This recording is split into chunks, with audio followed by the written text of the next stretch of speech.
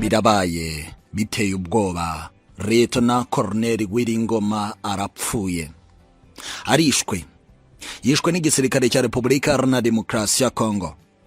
Ibitero bya drone byakozwe kuva mu rukerera muri Masisi muri Kivu y'Amajyaruguru bitwaye Leta Colonel Willy NGOMA, wari umuvugizi wa AFC M23, ariko mu bya gisirikare uyu mugabo uzwi nka Mr Quickly ubwo yasoraga ku butaka bwa Repubulika ya Demokarasi ya Kongo abacancuro, izina rye ryaratumbagiye cyane. Uyu niye wanditse itangazo rya mbere rimenyesha isi ko M23 ARC batangije urugamba rwo kubohora Repubulika Iharanira Demokarasi ya Kongo. Yarabitegetswe mu minota 24 yari ibanje na General Sultan Makenga. Uyu mugabo arapfuye itariki mbi cyane, umwijima ku ntare zose zasarambwe, bibaye bibi cyane. Twe twamaze kumenya makuru ko General Sultan Makenga, General de Brigade Gacheri, Colonel Jimmy, Colonel Gakufi batorotse urupfu, ariko ntabwo amakuru y'ukwicwa kwa Leta Colonel Willy NGOMA yari yamaze kumenyekana. Bari bakomeje kubigira ubwiru bukomeye cyane. Bandakava banjye bakomeje gucukumbura kubera ko hari amakuru yavugaga ko n'ubundi Willy NGOMA nawe yari yerekeje muri ibi byerekezo mu rwego rwo kugira ngo ibintu nibisubira mu buryo muri za gatoyi, yongere guhumuriza abaturage n'itangazamakuru rihari. Inzego z'ubutasi za Repubulika Iharanira Demokarasi ya Kongo mu bya gisirikare zari ziryamiriye amajanja kukumenya buri kantu kose kwa bakiyongozi ba AFC M23 bari kwerekeza muri ibi bice, nyuma y'uko umusada w'imodoka 7 werekeje muri ibi bice. Hariyo n'izindi modoka za gisirikare, nyuma y'uko cortege yatwaye General Sultan Makenga yerekeje mu Rubaya. Inzego z'ubutasi za Repubulika Demokarasi ya Kongo zahise noneho zikangura aba agenti bazo kuryamira amajanja kuri buri santimetero yose ya Rubaya kugira ngo bamenye ninde uri kuhinjira, kugira ngo bamenye abari kwinjira muri AFC 23 bari kwerekeza he. Uyu mugabo arishwe. Drone ya FRDC mwabonye mu itangazo twanabibabwiye, byashizwe hanze na Lawrence Kanyuka, umuvugizi wa AFC 23 mu bya politiki, avuga ko mu rukerera isaa 8:40 drone yaje kwibasira bikomeye cyane, ikica igasenya, mbese ikora ibikorwa bibi muri Masisi. Uba makuru atugezeho mabi cyane nuko Leta Colonel Willy NGOMA yishwe na drone ubwo yari mu nzu yahazwi nko kwa Gahizi muri Masisi hano mu Rubaya. Amakuru ntabwo aratugeraho yose neza, ariko biravugwa ko rwose yishwe. Abandi bakiyongozi bamwe tutababwiye bararokoka, hari n'abandi batazwi mu itangazamakuru bagwe muri iki gitero kibi cyane, gitero cy'inkora amaraso. Birasa nkaho FRDC yongeye kubona intsinzi kuri AFC 23, bikaba gahinda kuri AFC 23.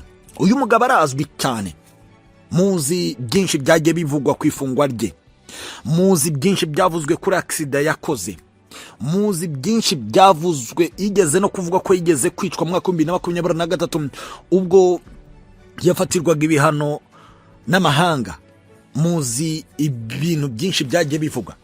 Leta Colonel Willy NGOMA yinje muri M23.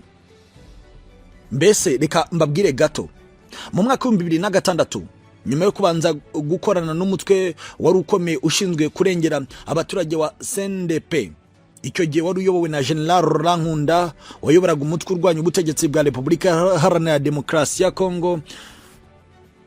Uyu Willy NGOMA yari umwe mu barwanyi.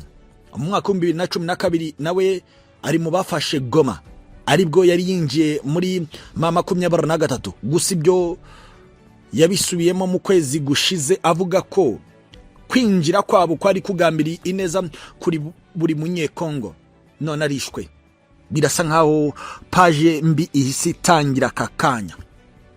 Reka nkubwire, bandakava banjye baracyakomeza gucukumbura byinshi kuri ya article. Reka nkubwire izindi nkuru, dore ko na General Sultan Makenga arokotse urupfu ruteye ubwoba. Reka dukomeze mukanya, ndaza kugaruka mbabwire byinshi cyane bikomeye. Gusa mbibutse ko yavutse mwaka w'1974, yishwe ku myaka 52 ye y'amavuko n'umunyekongo.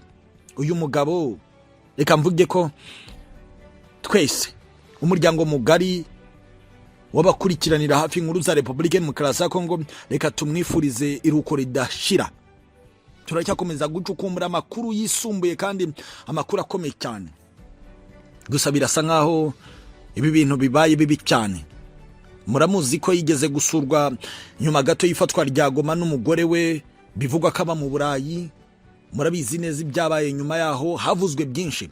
Ariko amakuru ingenza tugezaho avuga ko muri AFC 23 harimo ba maneko. Aba bantu birwa bavuga ko ba joininze AFC 23 ku bushake, bakafatwa miri ku mirongo y'imbere ku rugamba. Bamwe bakemera kuvuga ko bagiye kwihuza na AFC 23 mu mugambi wo gufatikanya nabo mu kubohora Republika Demokarasi ya Kongo. Benshi ni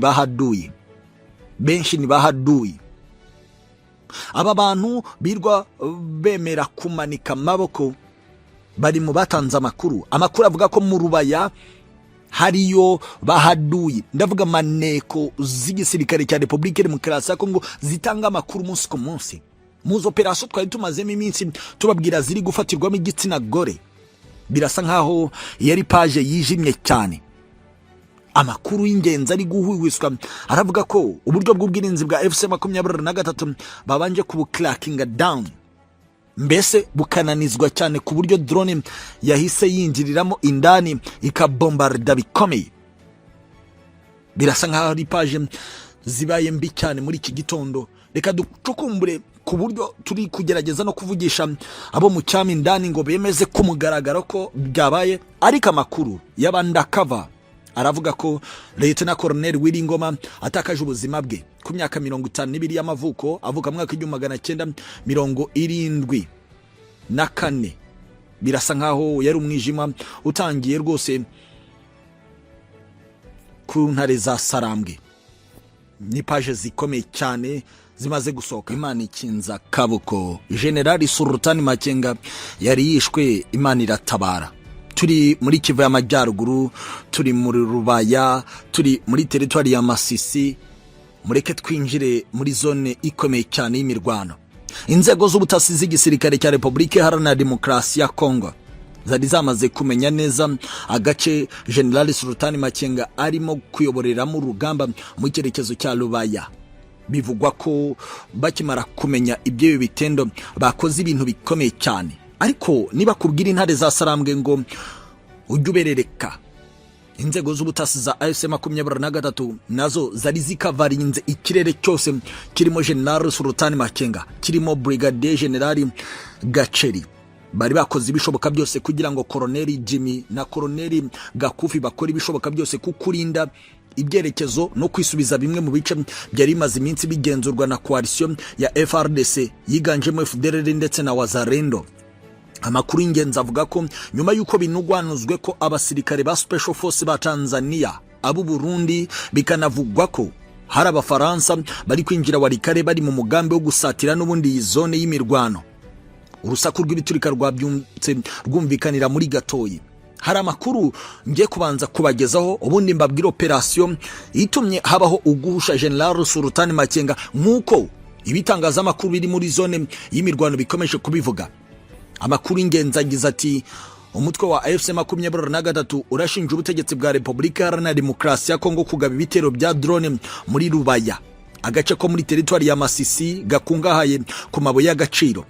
Kuva kuwa mbere ejo hashize tariki 23 ibice bikikije Rubaya byabaye isibano ry'imirwano ikomeye nyuma yo kugabwamo ibitero bikomeye by'ingabo za leta ya Kongo zifatanyije n'abarwanyi mu mutwe wa Zarendo n'afatanya nazo muri rugamba. AFC 23 biciye mu muvugizi wayo Lawrence Kanyuka yatangaje ko ingabo za leta zakajije ibitero kuri Rubaya nyuma yo kuyirasaho na za drone kuva mu rukera rwo kuri uyu wa kabiri. Ati kuri uyu wa kabiri tariki 24 ukwezi kwa kabiri gwera isaa 8:43 z'igitondo, drone z'ihuriro ry'ingabo z'ubutegetsi bwa Kinshasa ziri kurasa buhumyi umujyi wa Rubaya zica igikuba ndetse zinica abaturage b'abasivile.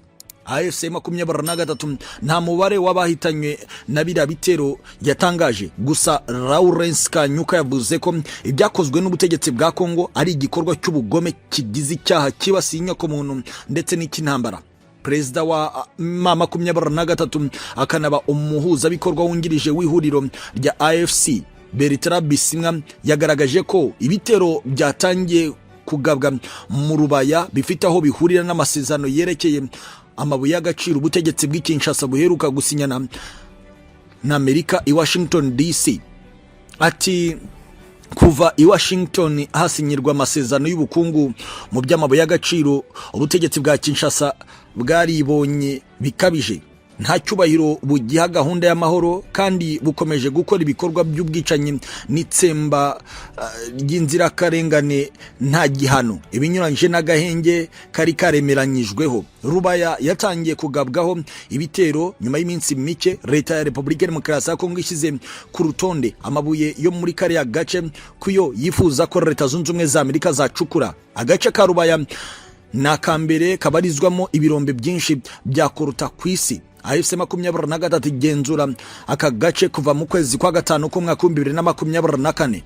Ute icyumbirizo gikomeye cyane nuko hari ibindi bitendo byakozwe muri bitero byakozwe n'ingabo za leta zikoresheje drone.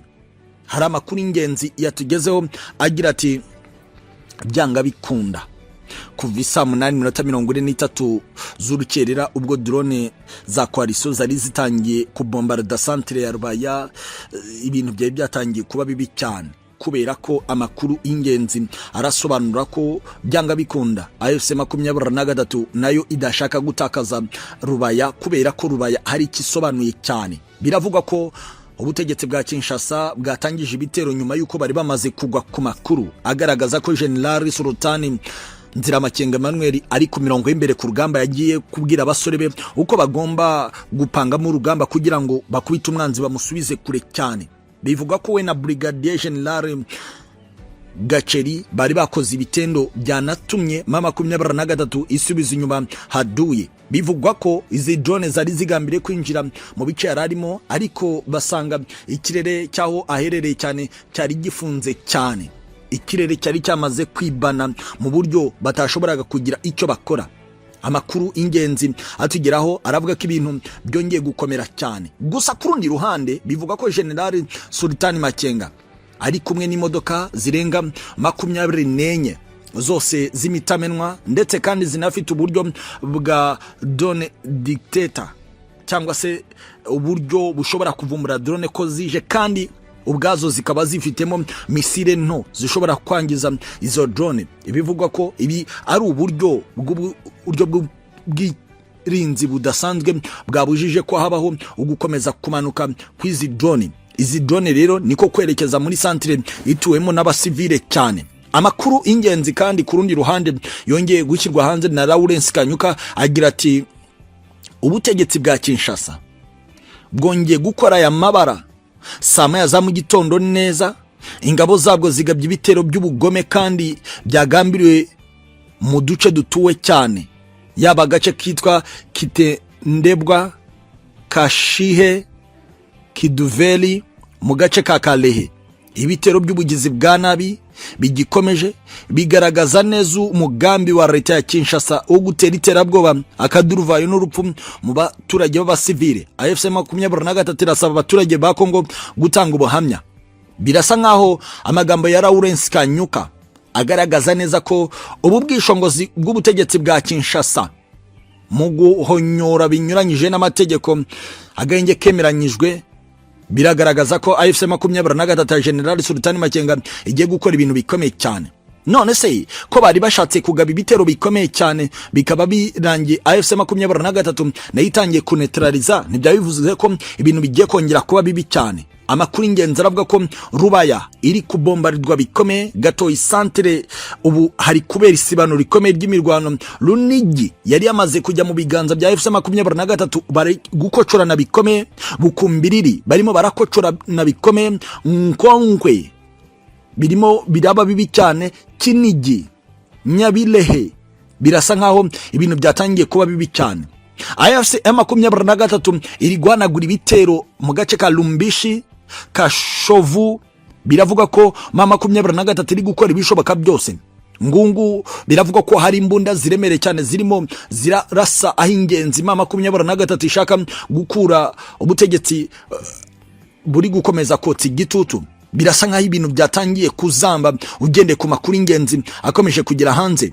None niba kuva isa 8 z'urukerera n'inota 43 Masisi yari yatangiye kwatakwa mu buryo bwa za drone, ubu saa moya z'igitondo muri Kalehe ibintu bikaba byatangiye kuba bibi cyane muri Kivu y'Amajyepfo. Bishatse kuvuga iki? Nuko urugamba rugiye gufata indi sura itandukanye nuko abantu babitekerezaga cyane. Biravugwa ko Wazalendo zo zatangiye kuvuga ko niba AFC 23 yazanye abakomando bagiye kuva ku mirongo y'imbere ku rugamba, ariko amakuru aremereye cyane aravuga ko byanga bikunda nabo basabwe kutagira muvoma bakore kuva muri zone itukura y'imirwano, ko bagiye kubanza gukoresha za drone. Birasa nkaho intambara ya Republika Iharanira Demokarasi ya Kongo itangiye kubamo byinshi cyane. Umwe mu bo twaganiriye uri kuri Ecole Primaire Rwangala muri Rubaya yambwiye ati ibintu ni bibi cyane, ntabwo tuzi ibintu uko biraza kugenda. Hari bombi maze kugwa hafi ya Assemblée Chrétienne de Rubaya ku rusengero hafi aho ngaho, ndetse kandi hari n'ibindi turi kubona bishobora kuba ari bibi cyane biraza kuba, kuko bigaragara ko umwanzi agambiriye ikibi ahangaha. Birasa nkaho ibintu byatangiye kuba bibi cyane. Ariko kandi kuva tariki 22 biravugwa ko hari igisirikare kirwanira mu kirere cya Angola cyohereje abasirikari 100 ku kibuga cy'indege cya Kalemi mu ntara ya Tanganyika muri Republika ya Kongo, aho bivuga ko nyuma y'amasaha make ababoherejwe Baraka muri territoire ya Fizi bongera gutanga umusada ku bandi banyangora bari bamaze iminsi 4 bari mu butasi no kugira ngo bagenzure neza ubushobozi bw'igisirikare cya Republika Demokarasi ya Kongo uburyo bazafatikanya nacyo. Amakuru ingenzi atugera aravuga ko niba igisirikare cyangora hakoreshejwe indege igisirikare kirwanira mu kirere yangora yazanye abasirikari 100 hakiyongeraho nabo bari baje mu butasi, biravugwa ko Angola yohereje kandi indege yo mu bwoko bwa Sukhoi Su-30 ndetse n'indege yo mu bwoko bwa Sukhoi Su-25 fighter jet. Bivugwa ko izi ngizi zo zigiparitse Ikalemi ku kibuga cy'indege. Izi ndege amakuru ingenzi avuga ko zije gutanga umusada kuri FARDC kuguhangana na AFC 23 na MRDP twirwaneho kugira ngo babaze cyane uburyo bw'ingenzi mu misozi miremire n'imigufi muri territoire ya Fizi. Uku kohereza uyu musada birasobanura ingufu z'ubumwe n'ingendo zirindwi zakozwe na Perezida Kisekedi i Rwanda murangura kwa Perezida Joel Lorenzo.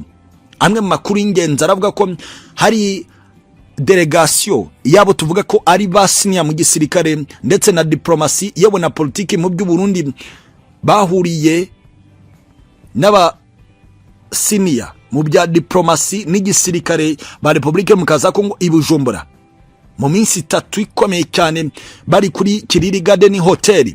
Baganiriye uburyo bagiye kugabamo ibitero byagutse kandi bikomeye. Bivugwa ko delegation y'igisirikare cy'u Burundi yari iyobowe na General ubwe Prime Niyongabo umugaba mukuru w'ingabo FDNB.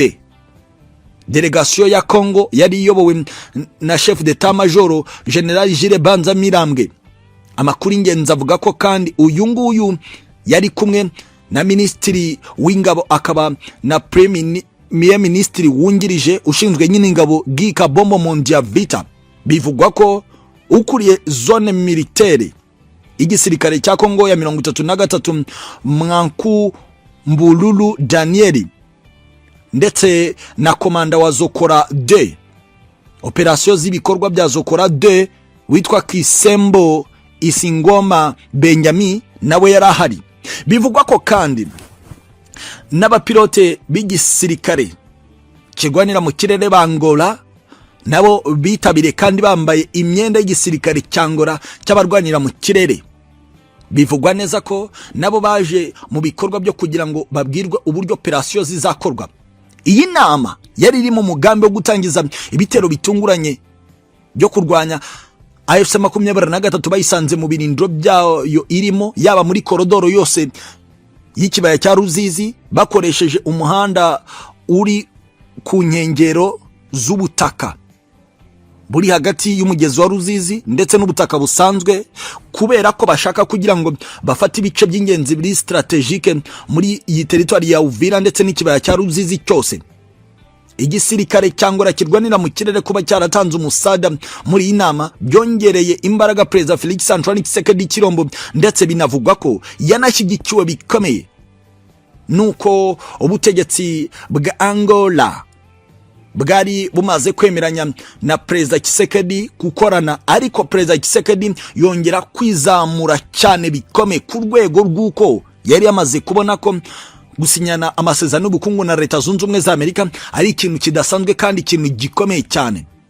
Bivugwa ko amasezerano yo kwemerera iby'ingenzi Leta Zunze Ubumwe za Amerika yamuhaga kwicara gatuza akavuga ko Amerika ishaka amabuye y'agaciro agomba gukora icyo ashaka.